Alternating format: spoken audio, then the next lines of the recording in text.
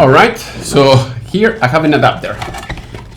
As you can see, we have this elbow. So this is the one I'm going to be using on the wall. So I'm going to show you how you can use it with this.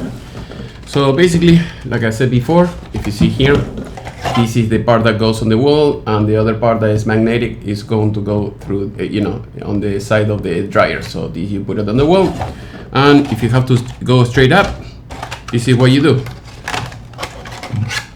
Grab it like this, put it like this, because at least in my case, the customer has the exit on the roof instead of the going straight to the wall, and that's it. So put the clamp here, it will stay in place.